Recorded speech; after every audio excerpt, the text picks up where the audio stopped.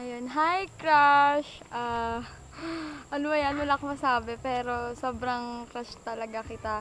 And sorry pala sa inarte ko this past few days, naging childish ako, tama ka. And yun nga, sa pagkaka-unfriend ko sa'yo sa Facebook, sorry talaga, hindi ko muna iniisip. Ah, ano ba, speechless, tiyangala, ano sasabihin ko? Kanta na lang ako? Sige. Ano ba yan? I don't wanna run away, but I can't take it. I don't understand. If I'm not made for you, then why does my heart tells me that I am? Is there any way that I could say in your arms?